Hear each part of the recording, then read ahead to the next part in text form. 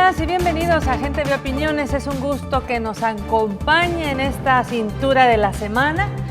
Vamos a estar hablando de temas de interés para toda la población que en este momento está expectante de lo que va a ocurrir, de lo que el país está encaminándose hacia realmente conseguir un sistema de justicia, pues quizás más acorde a los acontecimientos. Hoy nos acompaña el diputado Jaime Valdés, él es integrante de la Comisión de Legislación en la Asamblea Legislativa y también de la Comisión de Cultura y de Educación. Le damos la más cordial bienvenida. Buenas noches. Bueno, muy buenas noches. Un saludo muy cariñoso a todo el pueblo salvadoreño y especialmente a los televidentes de Gente TV. Bueno, y con el diputado vamos a aprovechar de abordar un tema que tiene que ver con los retos del sistema de justicia frente a la lucha contra la corrupción, que se da pues en diferentes ámbitos.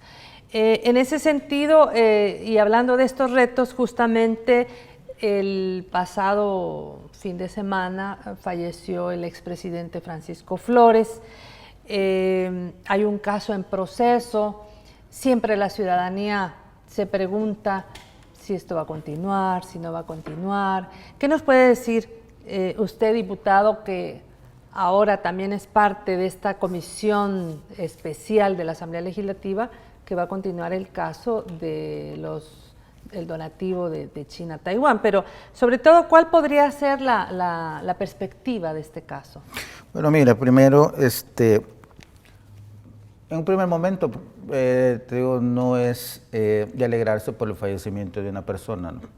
Es una cosa que lamentamos, ¿no? Pero el expresidente Francisco Flores estaba siendo procesado por un hecho de público conocimiento que se inició en una comisión especial en la Asamblea Legislativa que se le llamó la Comisión Especial de investigar los fondos de China a Taiwán, donados en aquel momento al Estado de El Salvador a través del expresidente Francisco Flores. El hecho del fallecimiento de él pone fin a la responsabilidad penal del expresidente, ¿no? Eso está establecido en la ley. No se puede seguir persiguiendo o deducir responsabilidades penales a una persona fallecida. Pero el proceso no debe terminar ahí. Hay otros involucrados de público conocimiento también. Se han mencionado nombres, ¿no? Que en el proceso de investigación se han logrado determinar.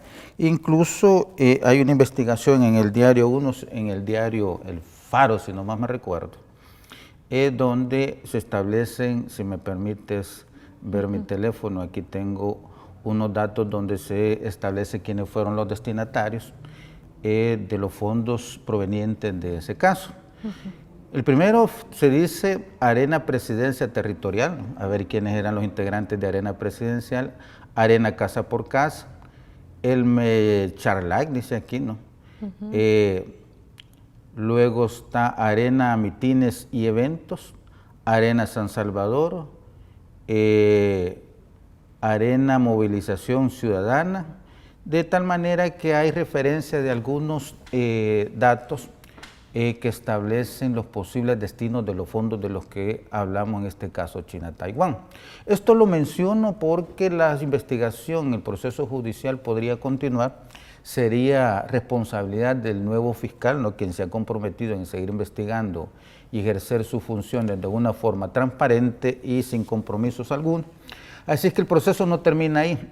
Lo que culmina es la responsabilidad penal del expresidente Francisco Flores, que en paz descanse, ¿verdad? Pero los demás que salen involucrados en el proceso debe continuar la investigación e incluso el fiscal estaría en la obligación de investigar institucionalmente el partido Arena, porque según las investigaciones y lo que se ha logrado determinar de algunos, incluso miembros de Arena, ahí en el entorno de las visitas que se hicieron al expresidente Francisco Flores hubo un personaje, no me recuerdo el nombre, que incluso dijo públicamente que eso se había hecho no solo en esa fecha, sino en fechas anteriores, y que era una práctica, que han recibido el Instituto Político fondos del gobierno, en este caso de China-Taiwán. Entonces, de tal manera que si hay otras posibilidades, otras líneas de investigación, ¿verdad?, los nombres que han aparecido en las declaraciones públicas, y otro institucionalmente porque es al partido Arena donde fueron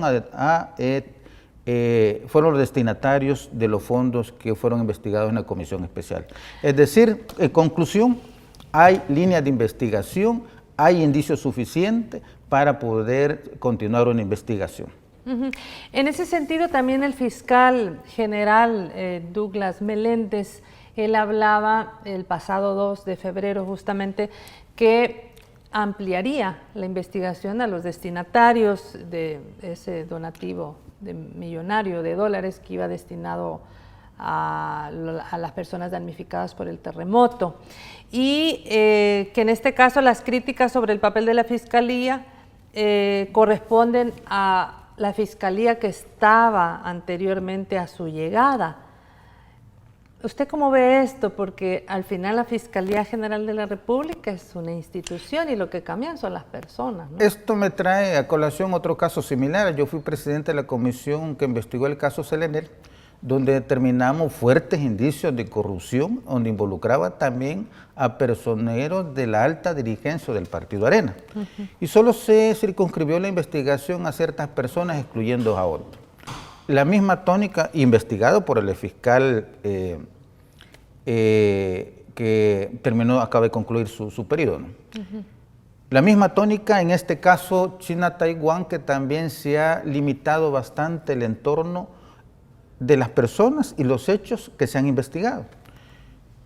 Como te decía anteriormente, hay bastante información sobre los involucrados, quienes estaban fungiendo como autoridades en aquel momento. En el periódico El Faro han hecho una investigación muy buena, muy amplia, ¿no? Donde aparecen nombres como la de Guillermo Ávila Cuel, aparece mencionado de en aquel momento que manejaban los recursos de Arena. Pero también hay otro tema que podría iniciarse un proceso de investigación. Yo soy parte también de la Comisión de Legislación y Puntos Constitucionales. Y aprobamos hace más de un año, la Ley de Extinción de Dominio. Si es por disposiciones de la ley que algunos pueden alegar que ha prescrito la acción, Arena no está exenta de esta posibilidad de que se le investigue para determinar efectivamente si recibieron esos fondos, de tal manera que al corroborar eso, esto implica un origen ilícito de la obtención de esos recursos. De tal manera que podría iniciarse también una acción de extinción de dominio de algunos bienes de este instituto político. Es decir, si el tiempo que ha transcurrido a esta fecha permite no ejercer la acción contra algunos que pudieron tener responsabilidad de haber recibido esos fondos, no prescribe la acción que puede ejercer la Fiscalía para ejercer la acción a través de esta ley que aprobamos, que es la Ley de Extinción de Dominio. Es decir, el fiscal puede también iniciar ese proceso contra Arena. O sea que lo que hizo el fiscal general anterior, Luis Martínez, bueno, ya terminó su periodo, hubo muchas cosas que no se hicieron, hubo críticas a que no se metieran otro tipo de delitos, pero viene un nuevo fiscal, retoma el caso y el proceso debe seguir independientemente de, como usted lo ha mencionado, ya, digamos, la responsabilidad personal, pues obviamente... Hay un proceso abierto, ¿no?, que nos puede posibilitar profundizar la investigación sobre los otros partícipes en este hecho delictivo. Pero quiero hacer énfasis también en que los recursos que se obtuvieron a través de este mecanismo de donaciones y desviando los fondos para el Instituto Político Arena, su causa es ilícita, es decir, son fondos que no fueron obtenidos en respeto a la ley, lo que implica que se abre una nueva etapa que podría ejercer el fiscal general de la República a través, insisto, y en esto quiero insistir, de la Ley de Extinción de Dominio, que ahí estamos incluidos todos, incluso en la discusión se insistió en que se incluyeran los partidos políticos y no quedar exento nadie de estas responsabilidades, porque tanto se habla de los orígenes ilícitos de los fondos, de las campañas. Ese es un ejemplo. ¿Y esta ley cómo va? Este es un ejemplo de obtención de fondos ilícitos para financiar campañas. Arena hizo eso. Supuesto, a partir de las declaraciones y los hechos que se han vertido y de los indicios de investigación que existen en el proceso. Entonces se abre esa otra posibilidad y esa vía de la ley de extinción de dominio no prescribe. Y está vigente. Está vigente. Entonces hay, digamos que hay otra línea, hay otros caminos para poder recuperar esos fondos que fueron utilizados para otros destinos y no para los que fueron originalmente venían para resarcir los daños de las víctimas de los terremotos del 2001. Bueno, en esto ha habido también toda una polémica, ¿verdad? Incluso también el expresidente Cristiani ha dicho que estos fondos venían con nombre de la persona como tal, que venían a nombre del expresidente Flores, que entonces no se puede determinar para qué venían. Pero ya hubo declaraciones en el seno de la Comisión de Legislación. Ustedes tienen todo imagino que un gran folder de unos folios llenos de las declaraciones anteriores, pero también se ha criticado de parte de la derecha, digamos, todo el papel de la parte querellante. Ayer tuvimos aquí a Berta Flores, una de las personas que está como en la querella, Berta de León de Francisco Flores, y también las organizaciones sociales que están trabajando, que ponen el dedo en la llaga para que la corrupción no haya ni aquí ni allá, siguen su curso, siguen su trabajo, han sido a veces hasta se ha denunciado amenazas hacia estas personas. ¿Usted cómo ha visto este papel de la parte querellante? Mira, yo realmente de reconocer un papel muy positivo porque posibilita que la sociedad en su conjunto o representantes de la sociedad puedan hacer auditoría de los procesos. En este caso estamos hablando de un proceso judicial que, como ya lo mencionamos anteriormente, hay muchas dudas sobre el papel que la Fiscalía jugó, ¿verdad? E incluso hay dudas sobre por qué después se revoca la resolución donde se agregaba en el proceso el delito de lavado de dinero. Y ahí podría, por eso mencionaba yo el caso de la ley de extinción de dominio, porque ahí puede configurarse el lavado de dinero que fue a parar a arcas de Arena, incluso revisar el papel que jugó en aquel momento el Banco Cucatlán, porque el Banco Cucatlán es el que aparece mencionado en las investigaciones como el que movilizó estos recursos. Entonces ahí perfectamente se tipifica el delito de lavado de dinero y eso es... llega a establecer la naturaleza ilícita de los fondos y por lo cual insisto en que se puede aplicar la ley de extinción de dominio. Pero volviendo al tema sobre la participación de los querellantes, nos ha posibilitado a la sociedad conocer las anomalías del proceso, de esto que estamos hablando, y ejercer una auditoría que se lleven de conformidad a los procedimientos que la ley establece el proceso judicial que estaba investigando este caso. Es de reconocer el papel que han jugado ellos y es bueno que existan instituciones y personas de la sociedad, ciudadanos que se interesen por ejercer este tipo de auditoría. Siempre en el mismo tema de que la sociedad salvadoreña avance en este camino, de que no haya personas que al tener un puesto como funcionario público que devenga su salario de los mismos impuestos de los contribuyentes, porque todo empleado público tiene su salario de la ciudadanía. En ese camino de que la gente sea proba, sea honesta, que no caiga en temas de corrupción, la Asamblea Legislativa había aprobado también la ley de probidad. Vino la Corte Suprema de Justicia y dijo: a ver, momento, esto lo vamos a parar, no va a entrar en vigencia, yo admito un recurso de inconstitucionalidad que alguien presentó y entonces queda sin efecto esta ley de probidad. Veamos la historia de esto. ¿Qué efectos tiene esto, diputado? Veamos la historia de esto. Nosotros estamos trabajando en la Comisión de Legislación, yo tengo suerte de ser partícipe, miembro de estas comisiones que ven estos casos. Fui miembro de la comisión que investigó el caso Selenel, hoy soy integrante de la comisión de China-Taiwán, tengo la dicha de ser miembro de la Comisión de Legislación y Puntos Constitucionales y por tanto conozco los puntos y comas de la ley de probidad. Vaya, cuéntenos. Nosotros habíamos trabajado ya en la comisión con un equipo técnico, un anteproyecto de ley. Luego pasa cierto tiempo y aparecen los representantes, las caras visibles de la derecha. Estamos hablando de FUSADES, los aliados por la democracia. Ahí aparece pegado a ellos Roberto Rubio, que es representante de una ONG de Transparencia Internacional, pero como que juega un papel muy parcializado, porque hay casos como el caso Selenel que no dijo esta boca es mía, en el caso China-Taiwán tampoco ha dicho esta boca es mía, entonces a saber qué papel juega este señor Roberto Rubio en este caso. Lo digo así porque combatir la corrupción no tiene color. Claro. Y a ver, solo se ve en ciertos casos, pero no en estos que les estoy mencionando, que son de gran magnitud. Entonces aparecen estas instituciones donde está FUSADES, FUNDE, la ANEP, el documentito que presentaron, ¿verdad? Está el anteproyecto de ley de probidad que presentaron ellos. ¿Eso qué año fue? En el año pasado lo presentaron 2015, y con iniciativa del Grupo Parlamentario de Arena, como un documento para contraponerlo al documento que habíamos trabajado, incluso con participación de los técnicos de Arena.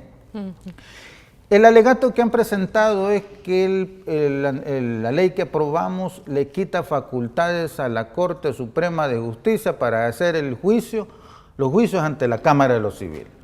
Ese es el alegato. Pero mira qué casualidad.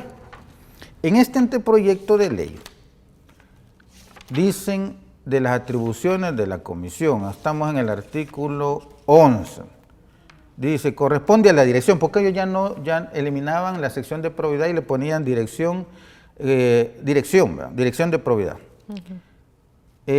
Solo en el artículo 11, literal, decía, remitir informes a la Corte Suprema de Justicia en pleno en los casos pertinentes, a saber cuáles son los casos pertinentes. Pero luego ellos hablan que nosotros le dejamos a la Cámara de lo Civil la facultad de poder indagar si era procedente ejercer, transferir estos casos a la Fiscalía General de la República. Todavía tomamos en cuenta a la Corte Suprema de Justicia a través de la Cámara de lo Civil. ¿Por qué hicimos eso? Porque cuando llegó el jefe de la sección de probidad, nos dijo en sus propuestas, miren, dijo, es más fácil declarar una ley inconstitucional porque la Sala de lo Constitucional está conformada por 5 magistrados y solo se requieren 4 votos. Es más fácil declarar una ley inconstitucional, que es un documento y son hechos más trascendentes de connotación nacional, que declarar si hay responsabilidad o no de un funcionario, porque se requieren 8 votos de los que constituyen la Corte Suprema de Justicia. Él lo planteó como una dificultad poder enjuiciar a un funcionario público que hubieran indicios de enriquecimiento ilícito. Entonces dijimos, tiene razón. 4 magistrados de la Sala de lo Civil se pueden poner más rápidamente de acuerdo y procesar a un funcionario público. No necesita los 8 votos que hoy se necesitan ante la Corte Suprema de Justicia. Ustedes ¿Qué cosa más? Facilitando los procesos. Ajá, el proceso. 8 votos a 4 hay una gran diferencia. Lo doble. Bueno, pero dicen que nosotros le quitamos eso. Pero vayamos a lo que presentó FUSADES y estos señores que han presentado el recurso de inconstitucionalidad. Y mire, infracciones y sanciones. Dice, si el incumplimiento fuera del cese de funciones o el sujeto obligado será sancionado con una multa de... Permítame, el objeto obligado que no presente su declaración correspondiente a la toma de posesión, reelección, cambio de cargo, reorganización administrativa, actualización o cuando sea requerido por la dirección dentro del plazo y forma establecido en la ley, será sancionado con multa de 2 a 20 salarios mínimos. Lo que le quiero decir es que ellos dejaban como ente encargado de sancionar a los funcionarios a la Dirección de Probidad y no a la Corte Suprema de Justicia. Le quitaban todas las facultades a la Corte Suprema de Justicia de imponer las sanciones. Y ellos presentan el recurso de inconstitucionalidad alegando que nosotros habíamos hecho eso. Imagínense, qué contradicción y que nos lo expliquen. ¿Y la dirección de probidad depende en este caso de quién? ¿De la Cámara de lo Civil? No, en este caso de la Corte Suprema de Justicia. Okay. Pero es una dirección. Y luego dice, miren, artículo 42, la dirección será la autoridad competente para conocer de las infracciones a las obligaciones establecidas en esta ley. ¿Quién le estaba quitando las facultades a la Corte Suprema de Justicia? Estos señores que han presentado el recurso de inconstitucionalidad diciendo que la Comisión de Legislación y Puntos Constitucionales le quitamos la facultad a la Corte Suprema de conocer esos casos. ¿Y quiénes lo van presentando? Ellos. Aquí está, miren, artículo 42. Vaya, el manejo mediático. Y lo presento porque aquí está el documentito presentado por ellos. El manejo mediático de este grupo que usted ha mencionado, que ha presentado este anteproyecto, fue en todo momento, y ha sido en todo momento, que esta ley que ustedes aprobaron no iba a poder perseguir a ningún funcionario, no le iban a poder poner sanciones, y entonces usted aquí atribuye la decisión de la Corte Suprema de Justicia de haber aceptado ese recurso de inconstitucionalidad. Una aclaración. Nosotros, cuando la Cámara establecía, si habían algunos indicios, lo podía remitir a la Fiscalía, porque también podría no existir enriquecimiento ilícito, porque el enriquecimiento ilícito se refiere a cuando un funcionario público se apropia de bienes en el ejercicio de sus funciones, es decir, hace actos ilícitos contra la hacienda pública. Pero un funcionario público no solo puede enriquecerse a través de eso, sino a través del narcotráfico o por otra serie de hechos. Es decir, nosotros le dimos la facultad a la Cámara de lo Civil que si no había enriquecimiento ilícito, pero habían otros indicios de obtención de recursos, lo podía remitir a la Fiscalía. Es decir, el funcionario no quedaba exento de una investigación. ¿Me explico? Sí, sí. Ellos no. Hoy dicen, si presentaron ese recurso dándole las facultades a la Corte Suprema de Justicia. Requiere 8 votos. Entonces, ¿qué es lo que sucede? Ahí están estos magistrados, Belarmino Jaime, Rodolfo González, Florentín Meléndez, Sidney Blanco, que tienen toda una estrategia de ataque, ¿verdad?, a los actuales funcionarios. Entonces, planteando ese argumento que ellos mismos lo quitaban de aquí, presentan ese recurso. Viene la sala y lo admite. ¿Y quiénes son la sala? Sidney Blanco, Rodolfo González, Florentín Meléndez y Belarmino Jaime. Belarmino Jaime, por cierto, fue apoderado de Alfredo Cristiano en el Banco Cuscatlán, si no me recuerdo. ¿De qué estamos hablando? Es toda una estrategia para tener amenazados a los funcionarios públicos de las gestiones anteriores y de esta. Yo no defiendo al diputado Cardoso, pero no le dieron y no respetaron su derecho de audiencia. Yo no defiendo a los otros funcionarios, pero irrespetaron los procedimientos y un abuso de poder de esos magistrados en la aplicación de la actual ley, porque aplican procedimientos arbitrarios que no existen ni están dichos en la actual legislación. Aquí hemos tenido a la diputada Jacqueline. Termino con decirle, y hoy perfectamente el expresidente Mauricio Funes lo ha explicado. Bueno, y me quieren acusar, mandarme a proceso judicial, si en vía administrativa ni siquiera me han dado derecho de audiencia. Es un abuso total de poder que están ejerciendo estos magistrados. Y además se está hablando de una ley que data de hace más de 50 años. Por eso le digo, Esta está, la que ustedes presentaron, aprobaron recién, está ya más con los tiempos modernos, ¿no? Correcto. Más actualizada. Bueno, vamos a ir a la primera pausa. Al volver vamos a continuar hablando sobre este papel de la Corte Suprema de Justicia y su trabajo también en la lucha contra la corrupción. Ya regresamos. Definitivamente que los retos frente al sistema de justicia, frente a la lucha contra la corrupción son enormes. Ya vimos este papel en este momento con esta ley de probidad, que precisamente lo que intenta, la actual que ustedes aprobaron, era precisamente poner como más orden y ordenar este tipo de situaciones no regulares, no adecuadas de funcionarios públicos. Sin embargo, también la Corte Suprema de Justicia ha tenido varios frenos a lo que el gobierno ha querido hacer. Por ejemplo, los 900 millones que iban a servir para seguridad, para educación, para la policía, y también lo tiene frenado. Otra manera como de, ¿qué se está pretendiendo? Que el gobierno no funcione, porque además está el órgano ejecutivo, el órgano legislativo y el órgano judicial. Esta interferencia entre poderes o entre órganos de Estado, ¿cómo la mira usted? Mira, el actuar de la Sala de lo Constitucional llama la atención. Cuando estábamos en los procesos electorales, teníamos resoluciones de la Sala de lo Constitucional, resoluciones express de semanas. El caso de esto de del recurso de inconstitucionalidad que se ha presentado por los 900 millones de dólares ya lleva más de un año, o ya va a cumplir el año. Llama la atención esa forma de actuar de estos 4 magistrados. Y es bueno repetirles el nombre, ¿verdad? Belarmino Jaime, Sidney Blanco, Florentín Meléndez y Rodolfo González.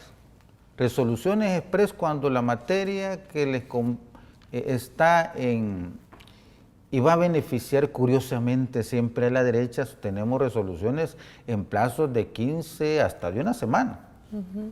Pero el caso de estos recursos que se refiere a los fondos que estaban destinados para seguridad pública, repito, llevamos un año. Entonces, ahí hay una intencionalidad de obstruir o golpear las finanzas del Estado, que hay que decirle que recibimos unas finanzas desde el gobierno del Mauricio Funes con bastante dificultad, producto de toda la corrupción que se ejerció durante los años de gobierno de Arena, y que incluso hubo una negociación cuando el expresidente Mauricio Funes entró en sus funciones para poder solventar algunas deudas que dejaba los gobiernos de Arena. Entonces, al final, todo esto está dentro de una estrategia, me imagino yo, orquestada por estos organismos que he mencionado, ¿no? FUSADES, la ANEP, los Aliados por la Democracia, que cuando uno mira en los medios de comunicación, ¿verdad? En un rato tienen la camisa de FUSADES, en otra los de Aliados por la Democracia, y luego el día que lamentablemente falleció el expresidente Funes, también ahí iba Domingo Méndez, el magistrado de la sala y presidente de la Corte que nunca hizo nada, y hoy anda en ese organismo de Aliados por la Democracia hablando de transparencia y de buena gestión. Entonces, es toda una estrategia montada por la derecha en función de causarle daño a los programas y al gobierno que con muchas dificultades ha venido avanzando en estos 6 años. Usted ha tocado un punto muy importante y tiene que ver con precisamente el manejo en los diferentes medios de comunicación, todo este manejo mediático, que es lo que la población que en este momento nos ve y que sintoniza varios canales, que escucha varias radios, que lee distintos periódicos. Vemos que en el caso de Arena, cuando fallece el expresidente Flores, ningún medio de estos de derecha presentan el tema legal, judicial. Se presenta a un presidente Flores como bueno, lo mejor y todo, pero mientras estuvo en vida y cuando estaba el proceso, el mismo fundador del partido Arena, el señor Ávila, mencionaba a Francisco Flores, lo dejaron solo. Hubo un campo pagado que pagó el expresidente Cristiani, en donde dice que el expresidente, es decir, Flores, sea el último caso de venganza política que veamos en el país. Así rezaba. Y yo recuerdo que cuando el tema de la campaña presidencial, el mismo Alfredo Cristiani dijo, aquí va a arder Troya. Entonces, son mensajes contradictorios, son mensajes que lo que buscan es ganar adeptos, es quedar bien, pero el pueblo tiene memoria histórica, ¿o no? Sí, mira, son frases que en el contexto y con la finalidad de influir, impactar en la opinión pública, a veces se expresan los dirigentes de Arena. Pero por una parte dicen busquemos entendimiento, busquemos cómo llevamos los procesos y busquemos objetivos comunes por bien del país. Pero luego te montan toda una estrategia para causarle daño, al final no al gobierno, no al FMLN, sino al pueblo salvadoreño. Yo quisiera que el tema de los medios de comunicación profundizaran sobre el tema del salario mínimo. La propuesta de ANEP es del aumento del salario mínimo del 9% sobre las cantidades que hoy se dan en los diferentes salarios mínimos. ¿Sabes cuánto es el 9%? 75 centavos. Estoy hablando de uno de los salarios mínimos. Y que se aumentarían en un tiempo de 3 años. ¿De cuánto estamos hablando de aumento por el año? 25 centavos. Eso no lo dicen. Y eso sí son temas de interés nacional que bueno sería abordarlos con transparencia ante el pueblo de cuáles son las propuestas que están planteadas ante el Consejo del Salario Mínimo. Que no quieren que se transmita. Y que por cierto, el Consejo del Salario Mínimo debería de hacer sus discusiones públicas, porque es un tema de interés nacional que va a afectar a una cantidad de trabajadores y trabajadoras o a beneficiar. Y que el Consejo del Salario Público deberíamos demandar, e invito a los trabajadores y trabajadoras a que demanden a que las discusiones del Consejo del Salario Mínimo sean públicas y se conozcan las propuestas de cada sector, incluyendo las de ANEP, porque estoy planteando cuál es la propuesta de ANEP. Y que las discutamos abiertamente. No hablan de transparencia, pues no hablan de publicidad. Ahí están estos señores de los Aliados por la Democracia, FUNDE. Hablemos en ese caso de transparencia y que las cosas sean públicas. Eso, y lo vuelvo a ligar con todo lo que se ha visto desde el domingo anterior hasta la fecha, que fue precisamente hasta en los buses se escucha que, bueno, hay divisiones al interior del Partido Arena, hay recriminaciones mutuas, se presenta un video del hijo en donde los periódicos y los medios de derecha no han dicho nada de ese video y todos los demás medios que tratan de darle la versión completa a la ciudadanía sí han hecho referencia de un video. Entonces, ¿qué análisis podemos hacer? Porque hay acusaciones también directas del hijo de Francisco Flores contra el Partido Arena. Entonces, como que vinieran como cortinas de humo, ¿verdad? Yo insisto en que hay una estrategia, y vuelvo a repetir, las instituciones, FUSADES, los Aliados por la Democracia, algunos medios de comunicación. Mira, y bueno que recuerdes eso. Por una parte, Alfredo Cristiani estaba hablando de que fuera el último perseguido político Francisco Flores, que no tiene esa naturaleza, no tiene esa calidad, se fue procesado porque se había involucrado en posibles hechos delictivos comunes. Pero diciendo eso Alfredo Cristiani, pero por el otro lado estaba Patricia Valdivieso en una conferencia de prensa para distraer a la gente de la opinión pública y que no se den cuenta de los problemas y de los hechos que se le han señalado, anunciando que va a presentar una pieza de correspondencia ella solita, para que se investigue la tregua. Hoy están los medios de comunicación en una estrategia de distraer la opinión pública sobre el tema de la tregua, y eso viene investigándose, ya se dijo, y la Fiscalía está investigando. Entonces, ¿qué sentido tiene una comisión especial si la Fiscalía General de la República lleva un proceso de investigación ya bastante avanzado?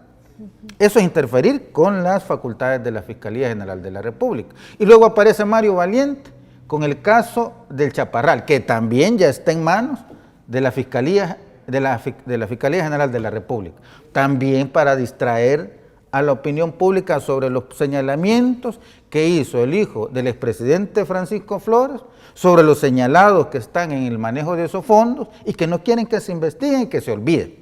Entonces hay que darse cuenta de los manejos que hacen los dirigentes de Arena, esas estructuras que manejan la derecha, que ya no me voy a cansar de repetirla para que la opinión pública les quede muy grabada, y algunos medios de comunicación. Es toda una estrategia para distraer primero, la opinión pública sobre los temas que están en coyuntura y golpear al gobierno en algunos puntos. Y definitivamente la gente, sobre todo en las colinas, que en este momento ve, la gente que sufrió las catástrofes del año 2001 del terremoto, pues jamás va a olvidar, ahí se perdieron vidas, ahí hubo que reconstruir, pero bueno, la parte material al final se hace, el problema también son las vidas que esto ocasionó y que venía ayuda directa, eso es, digamos que algo que, y a mí me encanta que la juventud de ahora, que es de la época de posguerra o un poco antes, esas son las cosas que ve, ¿verdad? Que dice, bueno, ¿cómo me van a tratar de tapar el sol con un dedo? Pero entonces, ¿cuáles podrían ser los retos del sistema judicial frente a toda esta estrategia que usted le dice, la menciona? ¿En qué se debería centrar el sistema judicial? ¿Cómo va a ser este trabajo? ¿Cómo va a continuar esta Fiscalía General de la República? ¿Cómo va a continuar la comisión de la que usted ahora es parte, que es precisamente estos fondos de China-Taiwán? ¿Cómo van a colaborar los diferentes órganos de Estado y de Gobierno para luchar contra la corrupción? Mira, yo quiero llamar la atención sobre un tema, sobre esos planteamientos que tú acabas de hacer. En el órgano ejecutivo se ha avanzado bastante en conocer la forma de actuar de los funcionarios, el manejo de los fondos. Nosotros aprobamos la ley de acceso a la información, donde hoy cualquier ciudadano puede pedir la información, ¿verdad?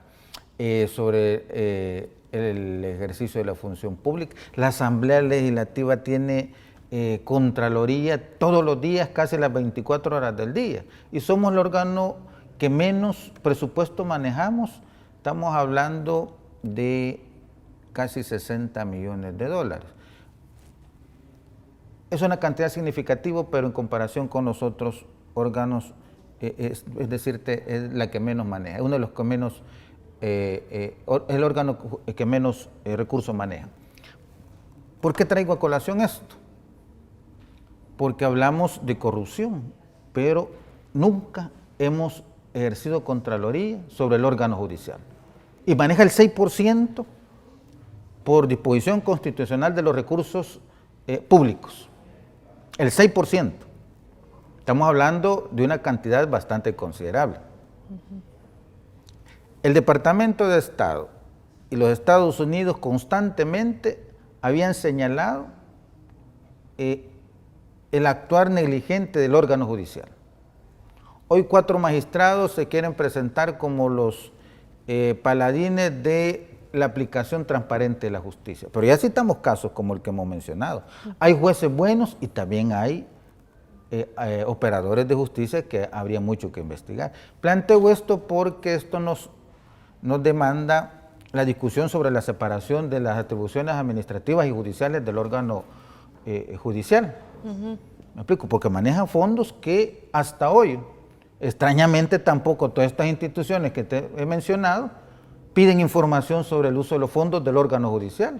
Y los barriles, por ejemplo, que se gastaron, los barriles que se encontraron. No, pero esos fueron destinados a la Fiscalía General de la República para la conformación de la institución que iba a manejar la intervención de las telecomunicaciones. Ahí fue a parar ese dinero y ahí está, fue el fondo inicial para eso. No, ellos manejan esa cantidad de dinero que es muy oscuro, administrado por la Corte Suprema de Justicia. Yo en ese caso, como estamos hablando de transparencia, estamos hablando del ejercicio público de las funciones que nos corresponden, nos falta mucho que caminar en el ejercicio de la Contraloría en el caso del órgano judicial. Vamos a ir al último corte y al volver vamos a preguntarle al diputado, vamos a continuar con el tema, pero también quisiéramos saber cómo la Asamblea Legislativa va a trabajar, va a contribuir por el tema de dar seguimiento a los casos de corrupción que han sido denunciados y que en este momento están ahí en el ambiente. Ya regresamos. Conversamos con el diputado Jaime Valdés sobre los retos del sistema judicial en la lucha contra la corrupción. La Asamblea Legislativa aprobó una ley de probidad, quitaron la ley de probidad.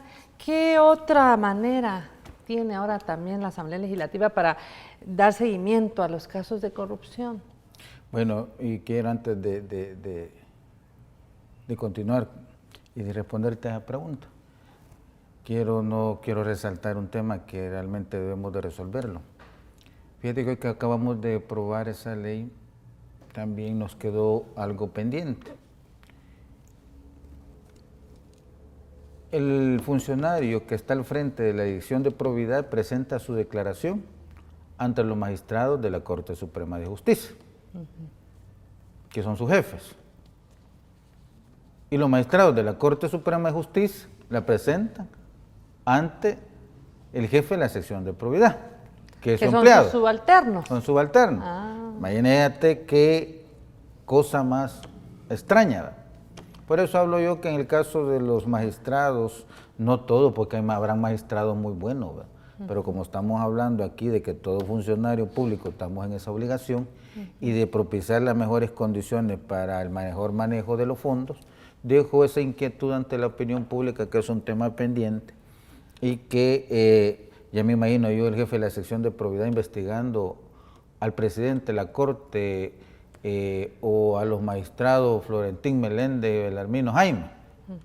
Ya me imagino yo, así es su subalterno. Y No le van a mete. decir, mira, entonces te investigo yo, porque como yo, ¿qué es lo trampa que están utilizando hoy, verdad? Nosotros los magistrados te podemos investigar a vos. O sea, ahí hay un conflicto de intereses que había que resolverlo.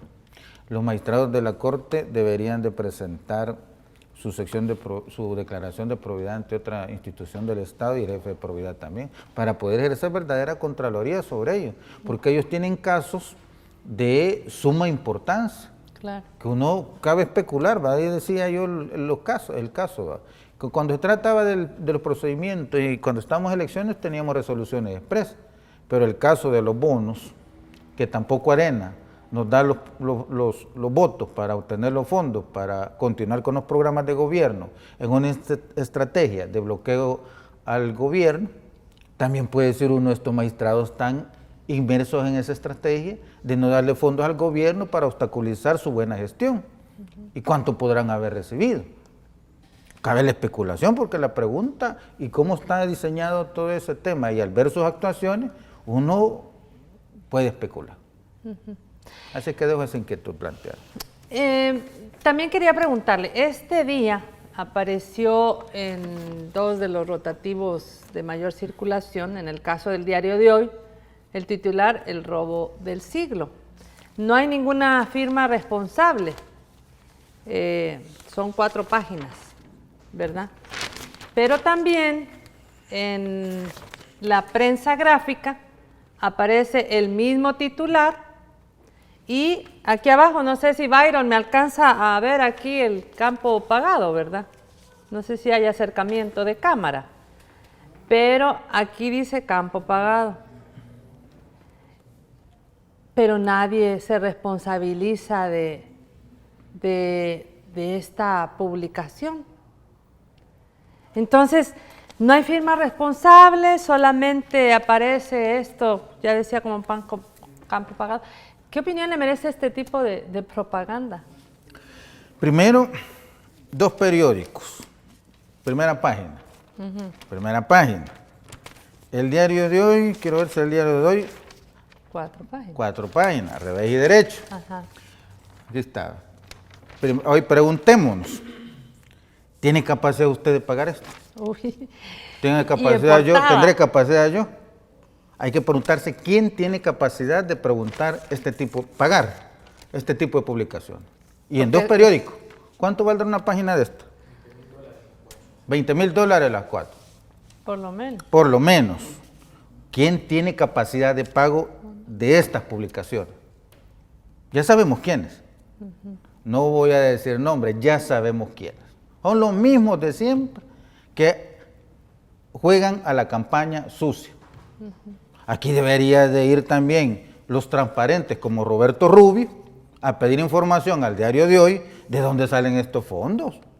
Porque indagar quiénes son. Imagínense fuera un funcionario público, como no se sabe. puede ser un funcionario público.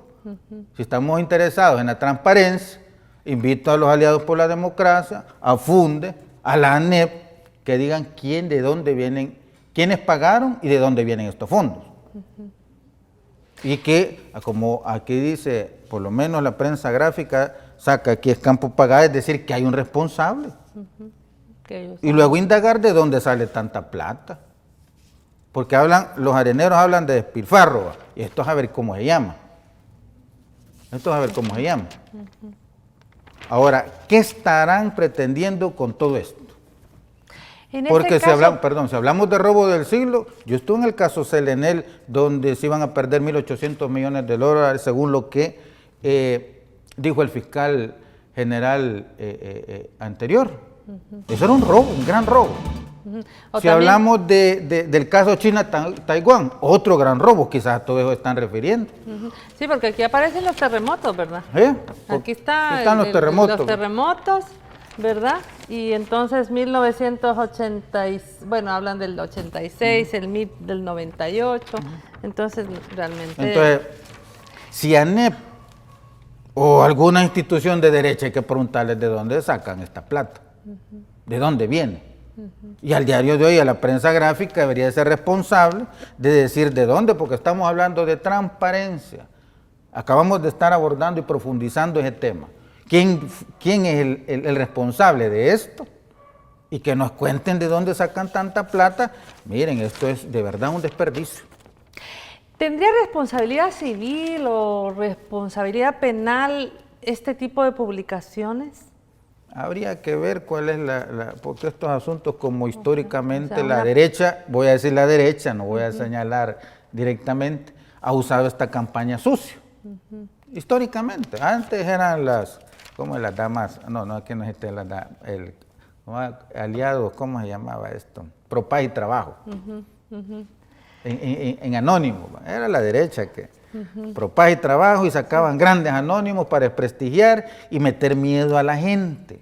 Porque yo me acuerdo cuando el caso íbamos a firmar el Tratado de Libre Comercio con Estados Unidos, con una gran campaña que iba a haber aquí, que iba a haber allá, y atemorizando a la gente y diciéndole a la gente que iba a haber grandes posibilidades, las cuales nunca aparecieron. En la campaña con el compañero Salvador Sánchez Serén, una campaña sucia que Venezuela, dentro de una estrategia de campaña sucia.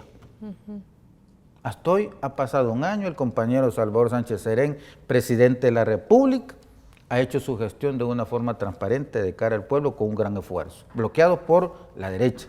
Pero vamos caminando gracias a las alianzas y estrategia y buen gobierno que realizó el expresidente Mauricio Funes. ¿Qué le diría usted a mí eso es lo que me llama la atención? A la juventud que está viendo eso, ¿qué le dice usted a la juventud que tiene, bueno, usted ya tiene juventud acumulada y sabe cómo ha sido el manejo de estos temas y estas cortinas de humo y estas campañas? ¿Qué le podemos decir a un joven, a una jovencita que de repente se encuentra con estos medios publicitarios, con este tipo de campañas? Realmente primero que se pregunten, ¿verdad?, el tema del uso de los recursos, porque es preocupante. Lo primero que hay que plantearlo, ¿cómo hablan de que en el país no hay trabajo, pero ¿por qué no invierten en que la juventud pueda tener posibilidades de trabajar y no hacer estos desperdicios? Pues esto es un desperdicio realmente. ¿Cuánto pisto habrá aquí? No, y de repente es una falsa portada, ¿verdad? Porque después viene la información del día y dice, bueno, ¿y esto? ¿Y esto qué? ¿A qué responde? ¿Verdad? Ojalá no se vaya a tratar de una estrategia como acostumbrado la derecha para intimidar a la gente, ¿verdad? Y a veces algunas empresas comerciales usan este tipo de campaña y digan, miren, estaban asustando que nosotros estamos asustándolo con el petate del muerto. Pero es que llama la atención tanto mal gasto en estas cosas. Entonces la juventud no le debe poner atención a este asunto y enfocarse más realmente en una información más objetiva, que tenga por finalidad orientar a la ciudadanía y especialmente a los jóvenes. Hoy hay temas muy importantes, insisto, como el caso del salario mínimo, que de esos temas no se hablan en los medios de comunicación, no se debaten, y que son temas de importancia para la familia salvadoreña. Diputado, ¿dentro de cuánto tiempo podríamos conocer, podríamos invitarle nuevamente, tal vez con otros integrantes de la comisión especial que estudia el tema de los fondos de China-Taiwán. ¿Cuándo podríamos hablar de resultados? Mira, realmente como la comisión tiene su propia dinámica, realmente es muy difícil, pero quiero expresarte mi disposición en cualquier momento de cualquier tema que podamos debatir. Estamos a la orden. Muy bien, lo vamos a invitar, pero para hablar de la Comisión de Educación, porque bueno. usted forma parte de ella También. y también se están haciendo cosas interesantes. Claro. Así que por ahora le agradecemos mucho. Bueno, muchas gracias, un gusto haber compartido contigo y gracias a Gente V y un abrazo a todos los televidentes de Gente V y especialmente a la gente de Sonsonate que nos mira por allá. Muy bien, es cierto, Sonsonate, ya me ha pasado por el parque de Sonsonate cuando fue un programa del presidente Sánchez Serén gobernando con la gente y decían, hey, Gente ve, o sea que sí lo ven, yo sé que lo ven. Así que un saludo a Sonsonate, es cierto. Un gran abrazo y agradecemos al diputado Jaime Valdés su presencia esta noche. El día de mañana esta entrevista a las 7 de la mañana en retransmisión y a las 7 de la noche le invitamos a una nueva entrevista en Gente V Opiniones. Muchísimas gracias por su sintonía.